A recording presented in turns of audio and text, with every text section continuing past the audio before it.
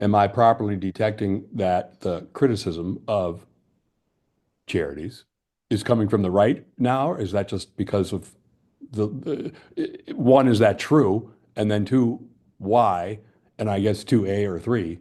I mean, any conservative charities out there that are being criticized by the left for abusing charitable status, as it were?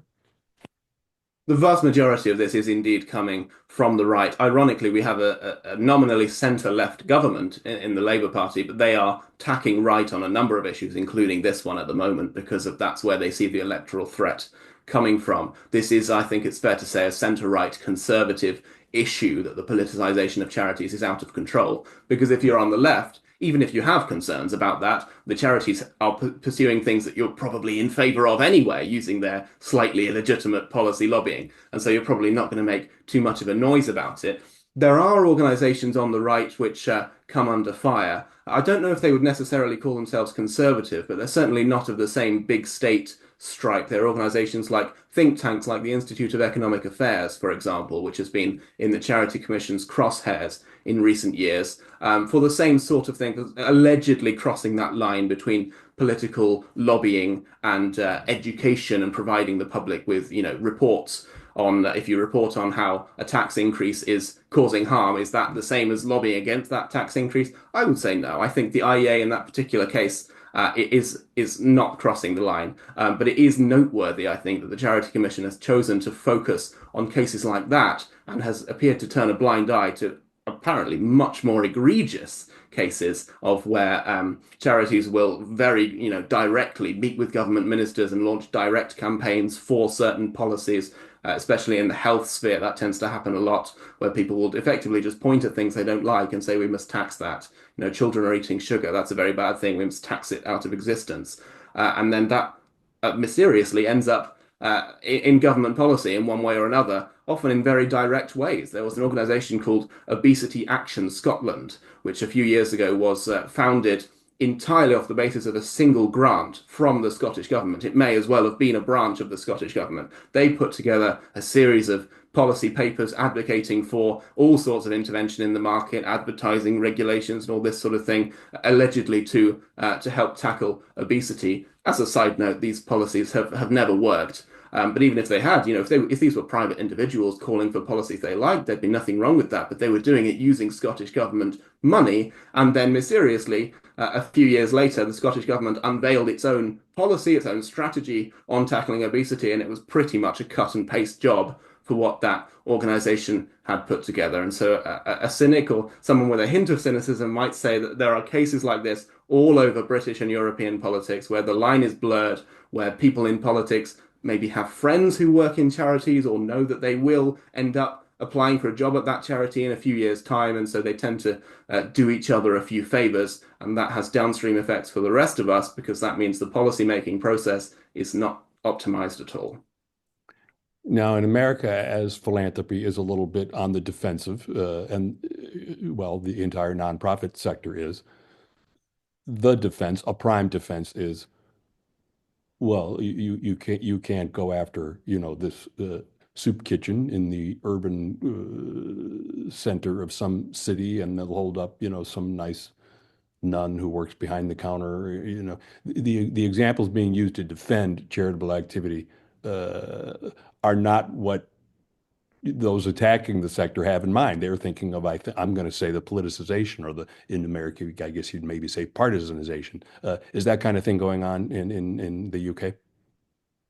It certainly is, yeah. And I think this is a big part of the problem with trying to solve this issue from the top down. I think that's why a lot of the conservative or centre-right people who have a problem with this kind of thing are generally not calling for new legislation or for a very aggressive government crackdown. They're calling for more of a sort of socio-cultural moment, which is sort of happening, or we're getting pretty close to it, where people realize what's going on, where people notice what charities are doing and start to withhold donations or start to, make a point of donating to somebody else who doesn't do that.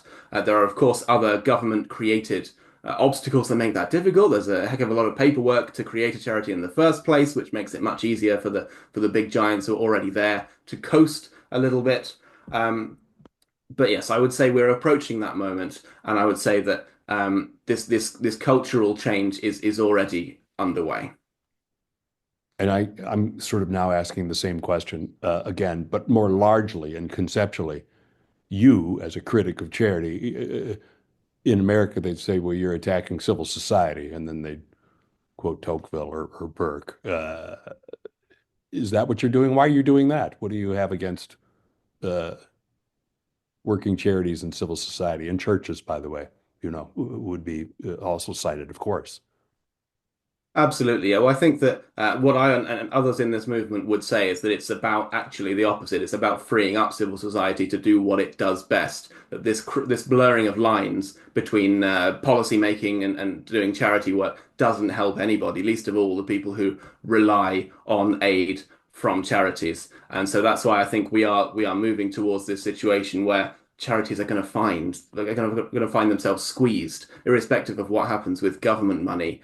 They're going to find that their brand is suffering irreparable damage as a result of what they're doing. That there's a study called the Trust Barometer from the PR agency Edelman, which says that charities have seen their trust crumble in recent years, as recently as 1999, although perhaps that feels like a long time ago now.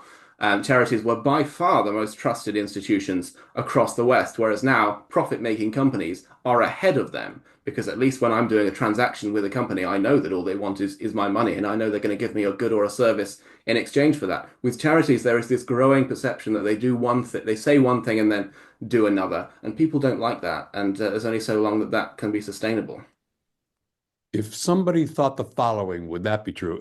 Don't you need to make in public discourse propose a policy reform to get the non-policy reform change, if you know what I mean. I mean, you're talking about a vibe ship and not implying, you're saying transparency might be enough to fix this problem, to address anyway this problem. Uh, has nobody proposed a policy reform? I mean, you have criticized the Charity Commission.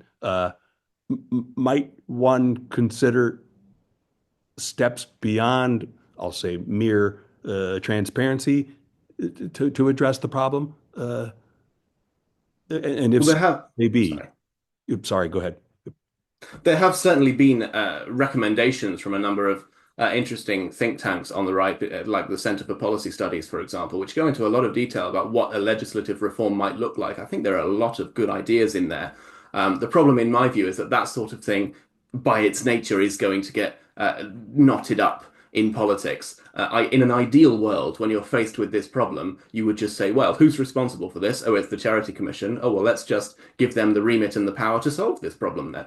The issue with that is that, as we've discussed already, the Charity Commission is not blameless in itself. It has a number of problems, and there's that old adage about making the state bigger. You know, do you want to give that power to yourself if you wouldn't be comfortable with the other side having that power 5 years down the line? And so that's why I think that the bottom-up solution is going to happen naturally, whether the government wants it to or not. And hopefully that will kind of drag things in the right direction. In terms of the blurring of the lines with policy making, all that governments have to do is take the power back into their own hands, and you'll find that a lot of this ecosystem dries up automatically. I mean, if they're able to survive a handful of these organizations on private donations, then perhaps all power to them in battling with the Charity Commission about how they can exercise how they can use those funds. But the vast majority of those organizations only exist because the government created them and funded them and empowered them. And so if you stop doing those things, if you wait for the ongoing contract or remit to expire and then just don't renew it anymore, or you launch a significant cut where you give them, 5 to 10% of their current budget and say, look, here's the really specific thing we want you to do. The rest of the contentious decisions, we can make those decisions in the government departments ourselves, then you'll find a lot of this problem goes away by itself. It's not some sort of, it's not like an invasive weed, a Japanese knotweed or something that you've got to go and root out. It's a problem that they created themselves, and they could just as easily stop renewing it. Hmm. Okay, Jason, any brilliant questions that I didn't ask? Any questions at all anything else you might want to add is what I'm asking. I think this has been a great conversation. I think all of your questions were excellent, of course, Michael. Yeah, I appreciate that. Well, okay, Jason, then if you can just let me thank you for doing this with us. We'll let you go to bed at the late hour there in London. Thank you very much for having me. I've very much enjoyed being here. Thanks so much.